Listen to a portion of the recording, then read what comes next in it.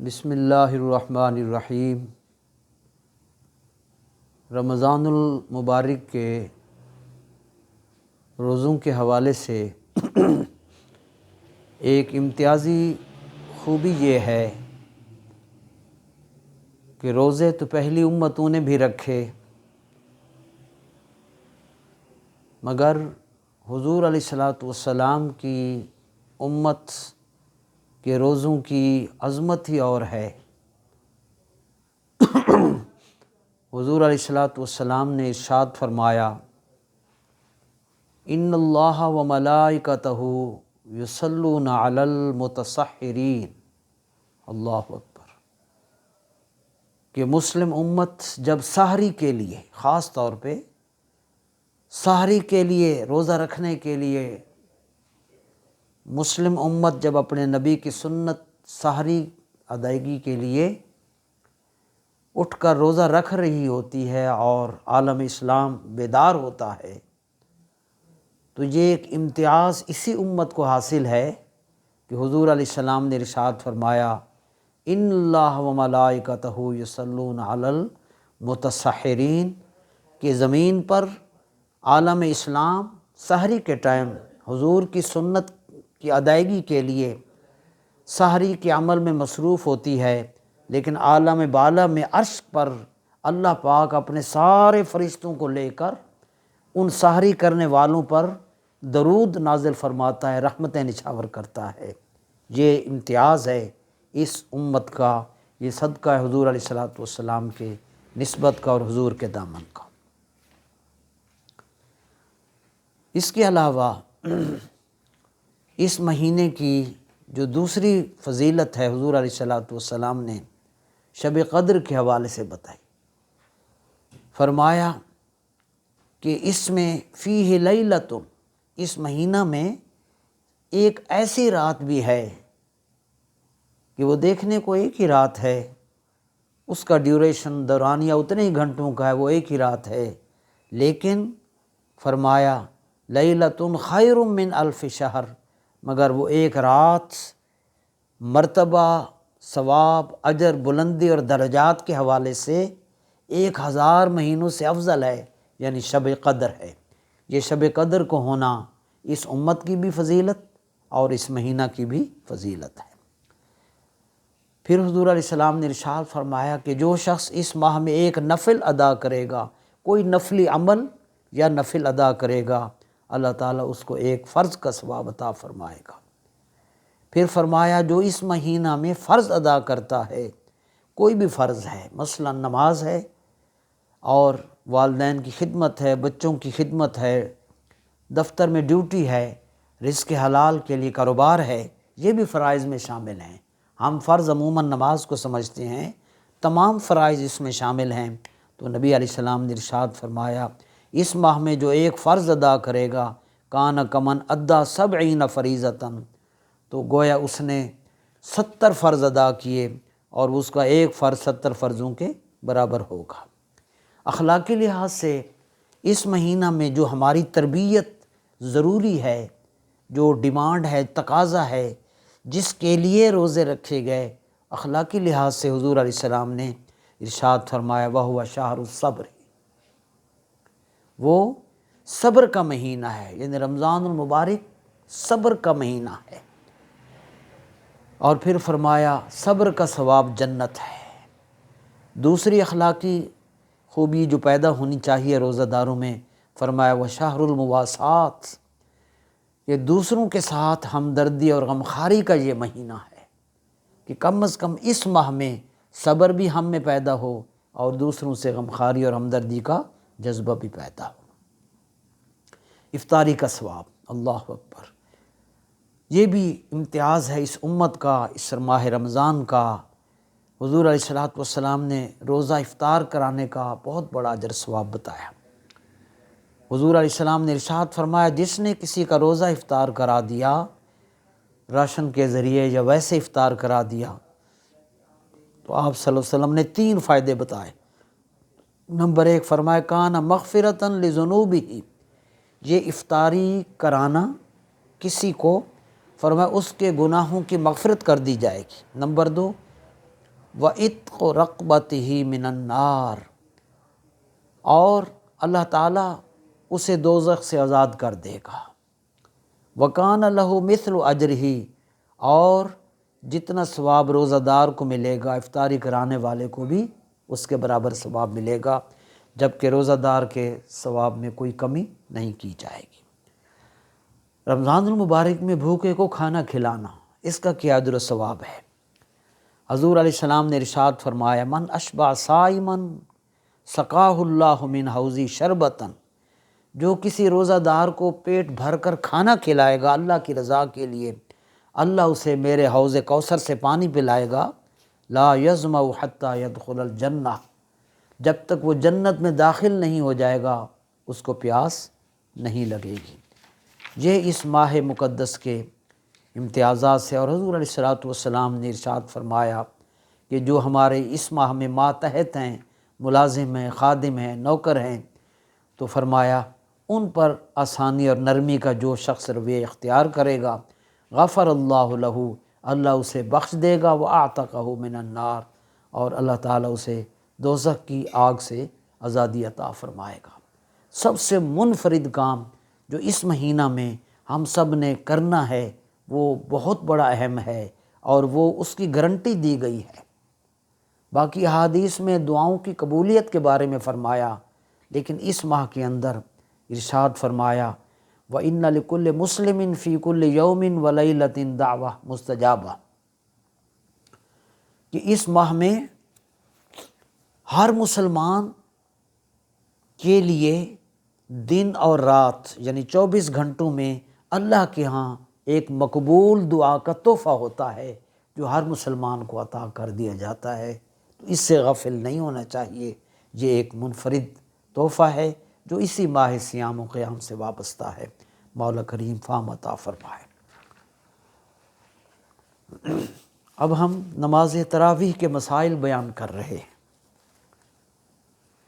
کیونکہ رمضان المبارک میں نماز تراویح ایک اس مہینے کا امتیاز ہے۔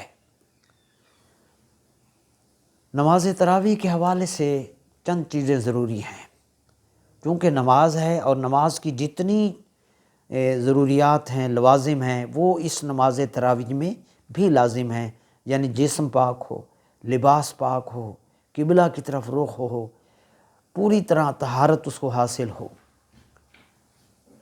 چونکہ نماز تراویح میں رمضان المبارک میں لوگ جب تراویح کے لیے آتے ہیں تو بہت تعداد ہوتی ہے، خاص طور پہ اس میں کسی نمازی کے آگے سے نہ گزریں۔ مسجدوں میں جب داخل ہوں تو اس میں اعتکاف کی نیت کرنی ہے۔ مسجد کے دروازوں کو آہستہ کھولا جائے اور آہستہ سے بند کیا جائے تاکہ لوگوں کی نماز میں خلل نہ آئے۔ مسجد کی صفائی کا خیال رکھا جائے، بالخصوص موبائل فون بند کر دیں یا بالکل ہمراہ ہی نہ لائیں موبائل فون۔ مسجد میں فضول باتوں سے بالکل پرہیز کیا جائے، اور بچوں کو لائیں مگر پیار سے کنٹرول کریں اور اپنے بچے اپنے ساتھ کھڑے کریں۔ وضو گھر سے کر کے لائیں تو اس کی بہت فضیلت ہے، اور مسجد میں جب داخل ہوں تو اعتکاف کی نیت سے مسجد میں داخل ہوں، اور درود و سلام کے ساتھ مسجد میں دائیں قدم رکھ کر داخل ہوں۔ یہ مسجد میں داخل کے ہونے کے آداب تھے۔ اب تراویح کے حوالے سے پہلا جو مسئلہ ہے وہ یہ ہے کہ نماز تراویح سنت مؤکدہ ہیں۔ یہ نفلی نہیں ہے کہ جو چاہے کوئی پڑھ لے، کوئی چاہے تو نہ پڑھے، نہیں، یہ سنت مؤکدہ ہیں، اور اگر کوئی ان کو ترک کرتا ہے یا کسی گاؤں میں سستی ہوتی ہے، حضرت شیخ عبدالحق محدث دہلوی علیہ رحمہ نے ما ثبت بسنہ، یہ آپ کی کتاب ہے، اس میں بعض کتب فقہ کے حوالے سے لکھا ہے کہ اگر کسی گاؤں بستی شہر کے لوگ تراویح بالکل چھوڑ دیں تو امام وقت کو یعنی حکمران کے لیے ضروری ہے کہ ان سے جہاد کرے اور ان کو مجبور کرے کہ وہ تراویح ادا کرے۔ بہت بڑی اہم یہ عبادت ہے۔ تو یہ تراویح سنت مؤکدہ ہیں، مردوں کے لیے بھی اور عورتوں کے لیے بھی۔ عموماً ہم صرف مرد چند لوگ آ جاتے ہیں، جبکہ خواتین اس سے کافی حد تک غفلت اختیار کرتی ہیں۔ تراویح کا وقت عشاء کے فرضوں کے بعد شروع ہوتا ہے اور فجر تک یہ ٹائم اس کا رہتا ہے، یعنی اگر کسی مجبوری سے تراویح لیٹ ہو جائیں تو آپ فجر تک پڑھ سکتے ہیں۔ نیکسٹ پوائنٹ یہ ہے کہ تراویح اگر رہ جائیں کسی کی تو ان کی قضا نہیں ہے۔ اس کے بعد عموماً یہ ہوا کرتا ہے کہ فرضوں کی نماز ہو جاتی ہے، بہت سے لوگ دیر سے آتے ہیں، تو جو شخص دیر سے آئیں، کوئی بھی آئے تو اس کے لیے کیا طریقہ ہے؟ دیر سے آنے والا شخص یعنی فرض ہو چکے ہیں، اب تراویح ہو رہی ہیں، تو اب وہ کیسے شامل ہو؟ جو شخص دیر سے آئے وہ پہلے فرض عشاء کی ادا کرے، 2 سنت پڑھے، اور بعد میں امام کے ساتھ تراویح میں شامل ہو جائے۔ جتنی رکعات تراویح کی مل جائیں تو وہ ملے، اور جب امام وطروں کے لیے کھڑا ہو تو وہ علیحدہ ہو جائے اور علیحدہ وطر پڑھے۔ یہی علماء نے فرمایا ہے، چونکہ اس نے فرض جماعت سے نہیں پڑھے تو وطر بھی الگ پڑھے۔ نیکسٹ پوائنٹ یہ ہے، بعض احباب میں یہ اکثر ہوتا ہے ہمارے ہاں، بعض احباب بیٹھ کر امام کے رکوع کا انتظار کرتے رہتے ہیں کہ ابھی تو امام تراویح پڑھ رہے ہیں، جب رکوع میں جائیں گے تو فوراً مل جائیں گے، تو اس کی اجازت نہیں ہے، بلکہ یہ مکروہ ہے۔ حکم یہ ہے کہ جتنا کلام پاک ہے وہ سارا سننا ہے، اس میں کوئی آیت مس نہ ہو۔ خالی رکوع میں ملنا، 20 کی تعداد پوری کرنا ضروری نہیں ہے، پورا کلام پاک سننا وہ لازم ہے۔ نیکسٹ پوائنٹ یہ ہے کہ اگر کوئی شخص تراویح میں تھک جاتا ہے تو شریعت نے اس کے لیے آسانی رکھی ہے، وہ بیٹھ کر نماز تراویح پڑھ سکتا ہے۔ اس کی ادائیگی میں 2 رکعت کی نیت کی جائے گی، 2 رکعت نماز سنت تراویح بند کی اللہ تعالیٰ کی، اللہ اکبر، اور 2 کر کے یہ نماز تراویح ادا کی جاتی ہے، جب ہر 4 کے بعد بیٹھنا مستحب ہے۔ اسی طرح کتب میں موجود ہے کہ حضرت فاروق اعظم رضی اللہ تعالیٰ عنہ نماز عشاء کے فرائض اور وطر کی امامت کروایا کرتے، اور حضرت ابی بن کعب رضی اللہ عنہ جو بہترین قاری قرآن تھے، وہ نماز تراویح پڑھایا کرتے تھے، یعنی تراویح اور امام پڑھاتے، اور فرضوں کی اور وطروں کی امامت حضرت سیدنا فاروق اعظم رضی اللہ عنہ کروایا کرتے۔ حضور علیہ السلام کا فرمان ہے، یہ تراویح کی فضیلت ہے، من قام رمضان ایمانا و احتسابا غفر له ما تقدم من ذنبہ، متفق علیہ حدیث ہے کہ جس نے رمضان المبارک میں تراویح میں قیام کیا ایمان کے لیے اور ثواب حاصل کرنے کے لیے، تو اس تراویح کی برکت یہ ہے کہ اللہ تعالیٰ اس کے پچھلے گناہ بخش دیتا ہے۔ تراویح میں ایک بار قرآن ختم کرنا سنت مؤکدہ ہے۔ اسی طرح نابالغ بچے کی امامت جائز نہیں ہے کہ وہ بالغ لوگوں کی امامت نہیں کرا سکتا۔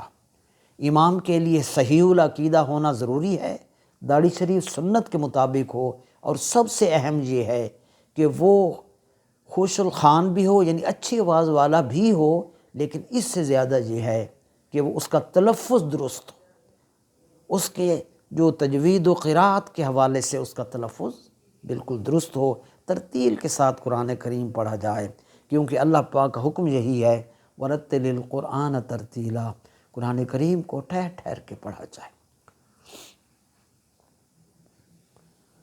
اللہ اکبر۔ اسی طرح کوئی آیت اگر رہ جائے، بیچ میں بعض دفعہ متشابہہ کی وجہ سے کوئی آیت رہ جاتی ہے، تو اگلی تراویح میں وہ دوبارہ پڑھ لی جائے اس کو۔